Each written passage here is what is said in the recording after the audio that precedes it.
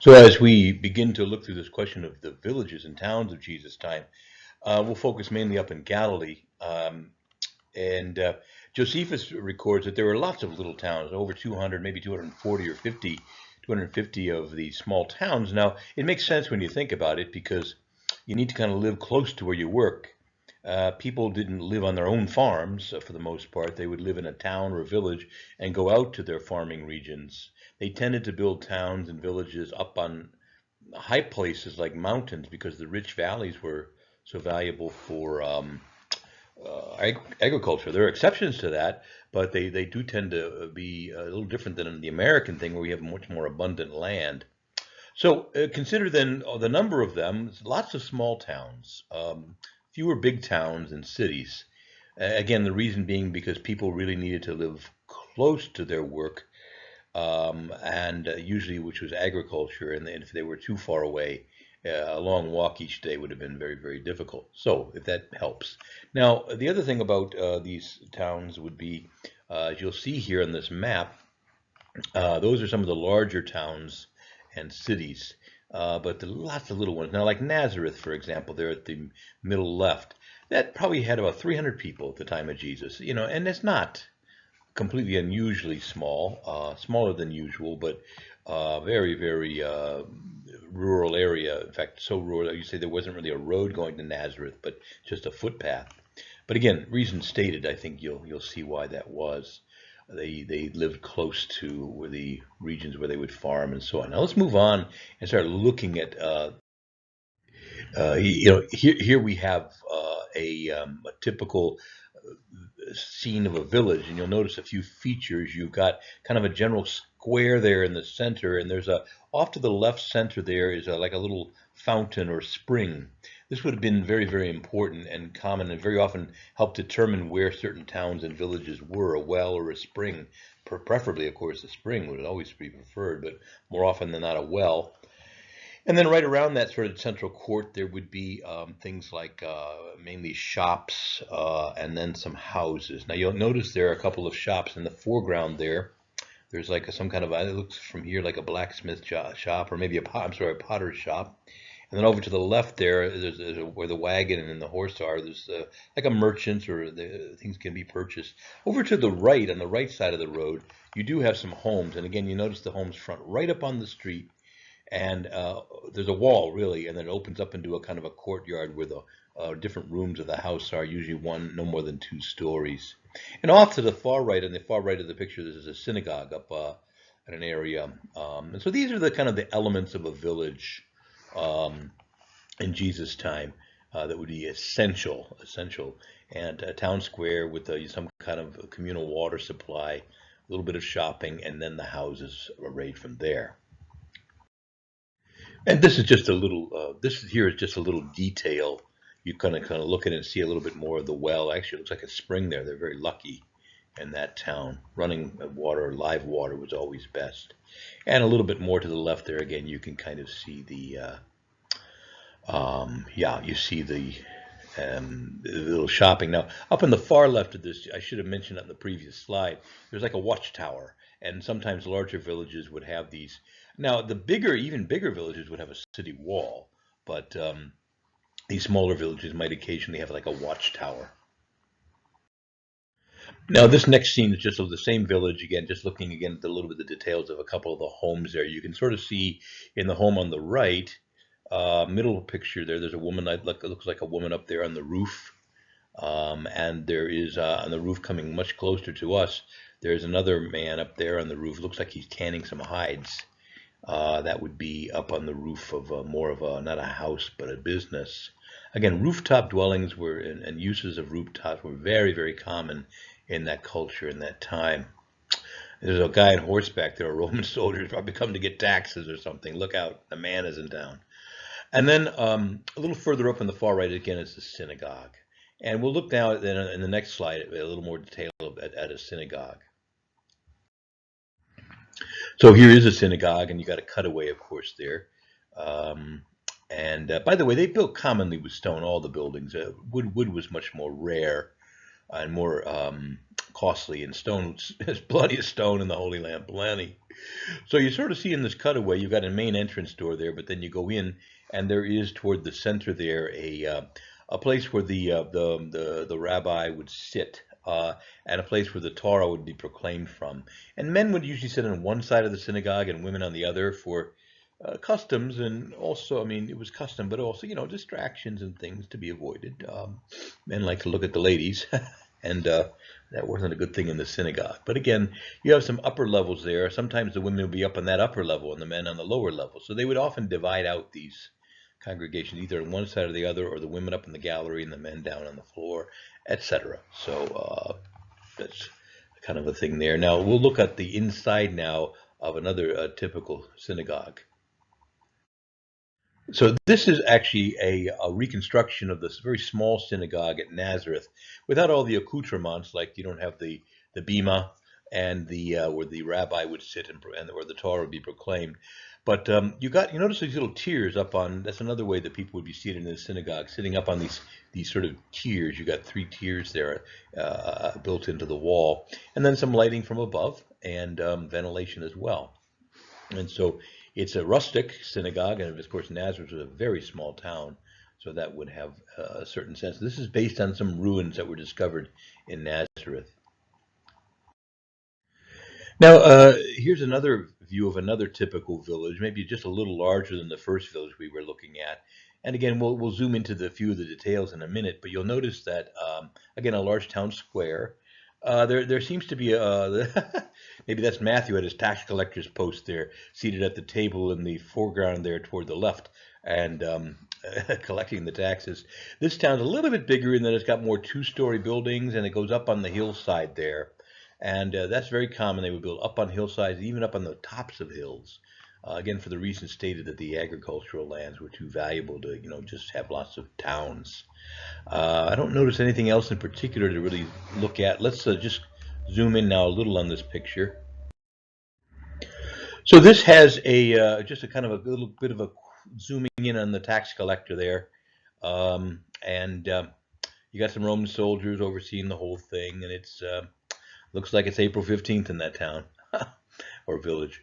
So up on the rooftop, you'll notice of the building there are a lot of people sitting and talking, and again, very, very common place for social gatherings, for prayer also, and for a lot of times at night they would sleep on these rooftops, that we talked about in other videos.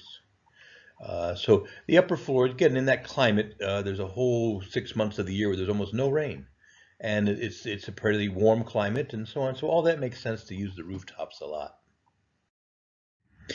Now then, you'll notice here in this picture, again, the same town, we're just sort of looking at a detail, some sort of merchant areas there. Notice off in the distance those hills with tiers on them. And again, that was also quite a common way of farming if you did use hillsides. You'd cut tiers into them so as to plant. And you'll see a lot of that in the Holy Land today even. Looking again even more closely into a typical market scene in a larger town now, moving maybe more from a village to a larger town. And you notice a larger town would have probably cloth merchants and some of the upper end stuff, that you might not find in a little village. But you'd find maybe cloth merchants and others here. There's a guy there bringing in some produce. Maybe it's hard for me to see from here, but maybe a fish, but it's probably just produce.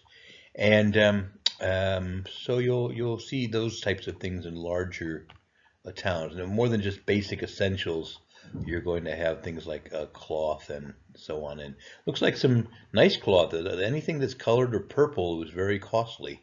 So. In this particular case, you've got a typical larger town would have a city wall, and usually at night the gates would be closed. You see the gates open now, but at night, at a certain point at night, the gates would be closed. You sort of see double gates there, and a lower gate, a see-through gate, and then some doors that close even behind it. So again, these would be very important, to keep. That's kind of the larger towns. Some of the Romans would call the main road into a town like this you're seeing is they call it a cardo, but looks like this is a Galilean town. They wouldn't call it a cardo, but you have a little picture there of a larger town still which would have walls around it, and that was always a great thing. We think, well, protection, we think of walls like prisons, but for them, they were defending walls, and they gave great safety at night. And there'd be people up on the watchtowers, and people worked all these different shifts to keep these places secure. This is a an oil press that we're looking at here. Again, in a larger town, not only would they have nicer stores, so to speak, with cloth, but you'd even have industries. So here you got all these olives being brought in, and they're pressing out and making some good extra virgin olive oil there, and you have there a pretty remarkable picture. And then I think the store to the next, I can't really tell, but maybe that's where you just pick up your oil, but you see the workers in the back. Okay, and you see the typical beast of burdens, donkeys or mules, which were very common. Even most of the poorer families would hopefully have maybe one beast of burden. If not, they'd have to borrow, but everyone needed a little bit of a beast of burden, almost like we need cars today. Now we're looking at ruins here of Capernaum. The ruins of Capernaum are quite impressive. And of course, you're looking really at the foundations. There'd be floors on the walls would be built up from here and so on. And these are ruins right near that church in the background. That modern building is the church that's right over the top of St. Peter's house.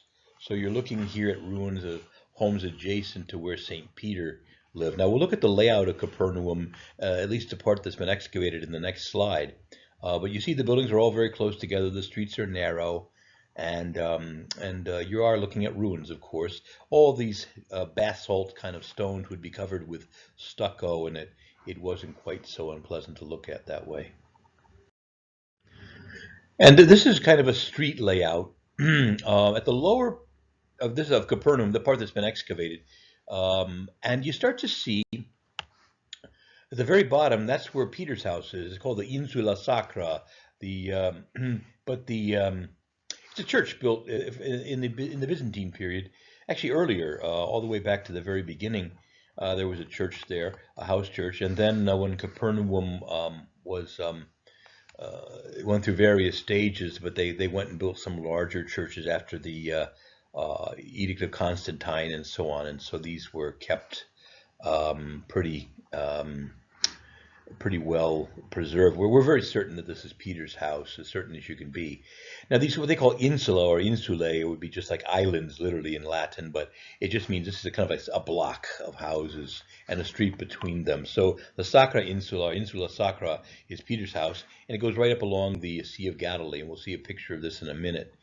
And then the middle block, and then right up the street, then from Peter's house is the synagogue, where the Bread of Life discourse took place, and it's magnificent to stand in the ruins of that synagogue and think, my gosh, all the things that Jesus did. He cast out a demon here. He cured the man with the withered hand. He was quite just so much happened right here in Capernaum.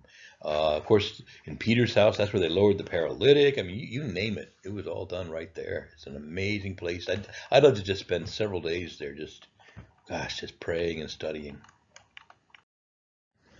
Then this would be typically it's an artist rendering of what Capernaum would have looked like. A small village, probably several five to 700 people, maybe something along those lines. Notice these sort of little artificial harbors of block and stone that they build out into the Sea of Galilee there, and they would keep their fishing boats. And if you can kind of see the large building in the upper left, that's the synagogue. And then you come right up the street there to the coast, or to that along the water there, and you'll see that there you have Peter's house. And Andrew, of course, would have shared it. Now, when it says Jesus came walking along the shore of Galilee, then you're probably looking at, a shore, but not like we think of a shore. And they were mending their nets, probably right there. And you'll see that, if that's where he called them, that it was probably more like a pier area. But again, it's just an artist rendering, but it wasn't really a rocky or sandy shore necessarily that the Lord was walking along. And this here is just another artist rendering of Capernaum. You see the large synagogue in the upper left here with the roof, the darker roof, and then you come forward towards the coast. You see those couple little fishing boats right along there, and that would indicate maybe less of a pier area and more. They would just bring their boats right up on the gravel or the stone. They didn't have real sandy beaches there. They're stony, and Peter's house is there. So again, another artist rendering, another idea of what it might have been like. But Peter's house was right up the street from the synagogue there, and you see that. Now we come to a very different experience of town life in what's called the Decapolis. It's an area across the Jordan River from Galilee and Judah, or Judea, I should say. And the Greeks and I'm sorry, the Romans were building Greco-Roman towns, very large, colossal towns with columns and very classical architecture, so different from the simple, humble little villages. And here's an entry now to ancient Gerasa. Gerasa is called today, but huge, that would be the entrance into the city with the city walls around it. Big, triumphal entry into a large, open, big street called a Cardo. Big, broad avenue with, Corinthian columns and shops and quite the antithesis, really, of these simple little Galilean villages that we've been looking at. And these towns there were 10 of them. That's why they call it the Decapolis. And they were being intentionally built by the Romans. And also, even over in Galilee, Sepphoris was one of these types of towns that they were building in the classical style. And this is again then just looking right up the street of, in this case, Gerasa again, kind of right up the middle of a Roman cardo, big paving stones, and these big Corinthian or columns are not necessarily related to buildings, but they might have been, had roofs on them, but there was a on either side large, like shopping areas and things like this, and there would have been shops nestled in there as well.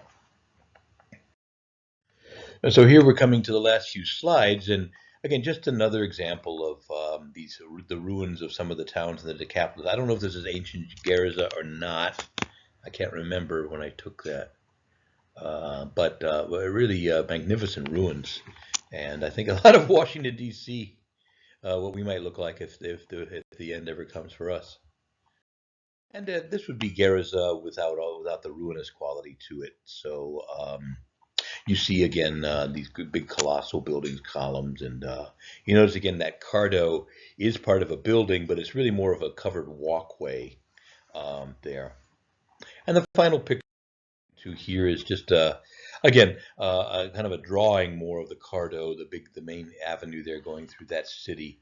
You kind of once again see the big colossal columns and a lot of shopping areas back and through there, and that's how the Romans would build. And you can kind of see there was a battle of almost of wills, not wills, but I mean, the Romans were they had a completely different culture from the Jewish people. The Jewish people lived very humbly and simply, and the Romans were building grand, colossal buildings. And obviously, a lot of Jews were attracted to that, and it was a constant battle to keep them, living more humbly and simply. So all of those are ways of saying that it's not unlike the cultural battles we have today, more about morality than about lifestyle like buildings and so on. But there you have it. So a little bit of towns and villages in the time of Jesus.